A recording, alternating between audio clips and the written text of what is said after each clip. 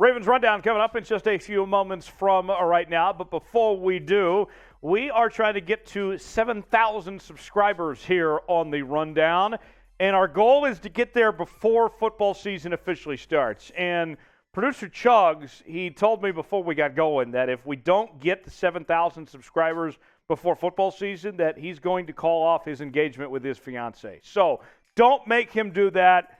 Get the 7,000 subscribers now. Help us out. Help Chugs out so he doesn't have to break up with this girl. And let's get started with today's show.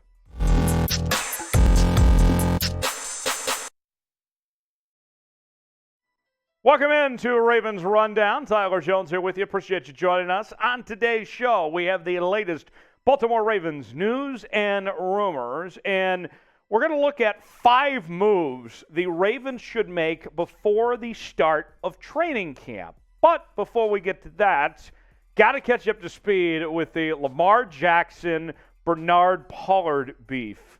It's been pretty interesting to watch on social media the last couple days, the hits going back and forth between the two.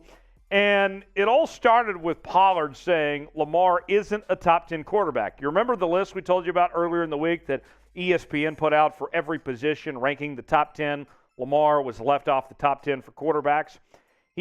Pollard said that Lamar is a top 10 playmaker, though.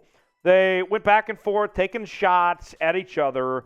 Lamar was roasting Pollard, and it went back and forth for a while. Now we have an update from Lamar Jackson. This was yesterday. He said to Pollard, as you can see, at CrushBoy31, "My bad, OG, God wouldn't want me acting that way. I won't ever do it again." So I guess they've made peace. Two guys, messing around, having a good time between the two of them. No harm done. But nonetheless, if you have time, go look at this thread. It was hilarious to see these guys going back and forth. I actually met Bernard Pollard back in October for the very first time. And what a guy Bernard Pollard is. One of the best out there. And so we know Lamar's a good guy. I think this, at the end of the day, there's not going to be any beef or bad blood between these two. They just had a little fun. So no harm at all in this situation. All in good fun, as they say. So for that, with the Lamar versus Pollard feud, if you want to call it that, go ahead and type LOL in the comments if you had a good laugh at that situation. All right, let's go ahead and look at some roster moves for the Ravens prior to training camp. First and foremost, pay Lamar Jackson. Pay him now. Now, I know that there's a few other factors involved with Lamar representing himself. His mom is his agent, and it's not your typical re-sign situation, but this is something that we've talked about way too much around here. And it's not our fault. It's the fault of management with the Ravens and Lamar's camp that a deal hasn't been done yet. Look, this has been a great marriage between these two parties, okay? Lamar's been an MVP. He's put up great numbers over the last several seasons. Last year was not his best season by any stretch of the imagination, but you have to think that there's still some great football left for Lamar Jackson. That I think his best is still yet to come at this point. He is special. Don't waste it. Get a deal done. Keep Lamar Jackson in Baltimore for a long time. I understand it's not going to be cheap. You look at the highest paid quarterbacks in the league. Aaron Rodgers, $50 million. Deshaun Watson, there's no mistake about it. Lamar's better than Deshaun is. If I'm Lamar, I'm asking for at least what Deshaun got at $46 million. The longer this takes, too, the more money you have to pay.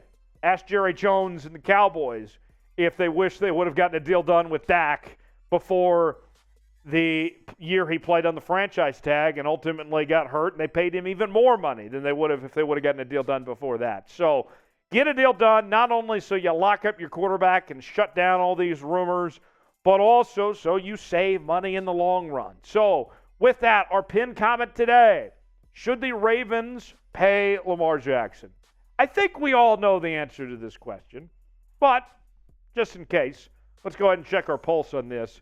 If yes, like today's video. If no, comment and tell me why. Give me some reasons why Lamar Jackson should not be paid. I'm very curious what those reasons are if they exist. Let me know in the comments section one way or the other. All right, next one is sign another receiver. Now, this receiving group that the Ravens have is better than what people will give them credit for. And the thing that's kind of saving them is how good the tight end room is. The best tight end room, I think, in the National Football League.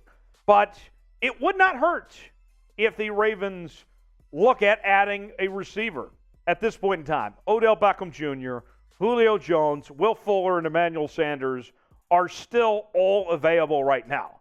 And this late in the ball game, I don't think the franchise is going to have to pay a whole lot of money for any of these guys either. And I know that there's some injury concerns. Odell Beckham, we don't know if he would even be able to play week 1 at this point after the injury that he suffered in the Super Bowl. But veteran guys that have all had their moments, what harm does it do you if you have one of these guys as your number 3 receiver and pick up this offense, learn it along the way here? I think there's more good than bad that can come out of this, of bringing one of these guys in, any of them for that matter. I think right now Odell's the most talented of those 4, but I don't think you could go wrong with any of them just to give them a shot and see what they have, if they can improve your offense or not. Got a great deal that we're offering for our viewers of the Rundown. A T-shirt and hat combo, Charm City, looking good. And here's the thing, folks. Not only are you going to get this great-looking attire, you're going to get a good deal on it. We're all searching for deals, right? Especially in this economy, for goodness sakes. T-shirt, hat combo, $23.99. While supplies last. Chatsports.com/Ravens combo to get yours today. That's chatsports.com/Ravens combo. We'll have it in the description in the comments, so you can click the link down there to get yours now. All right, a couple more for you.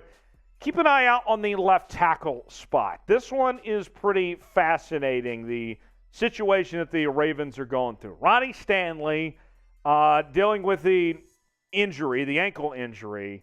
We don't know if he's necessarily going to be ready to go week 1. Juwan James has been told to be ready to play, but he has his own injury history. We haven't seen Juwan James play a football game in the NFL since 2019. So, with that said, there's a couple of potential options out there if you feel like you need to sign somebody for the short term until Ronnie Stanley's available.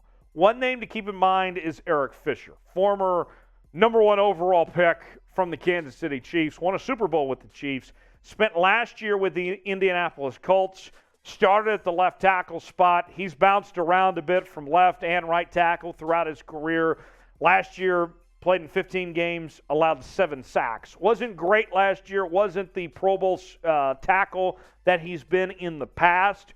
But nonetheless, that could be a good option. I think that's about as good as you're going to find at this point in time on the free agent market to potentially play that left tackle spot, especially since you know Ronnie Stanley, when he's healthy, is terrific. You're paying him a lot of money for a reason. Eric Fisher could be a really good placeholder until Stanley's ready to go. So Eric Fisher, somebody to keep in mind there. Want to hear from you guys. Name a free agent you want the Baltimore Ravens to sign before camp. At any position. Could be wide receiver, could be left tackle, could be somebody we mentioned, somebody we didn't mention. Let me know in the comments section a name to watch that the Ravens should sign before training camp. All right, keep an eye out on the inside linebacker position. The Ravens have as good a history as anybody in this league when it comes to the linebacker position. And there's 2 names at inside linebacker in particular to watch for. One of those is A.J. Johnson, and last year, 32 tackles, 2 tackles for loss, 2 sacks, 3 pass breakups.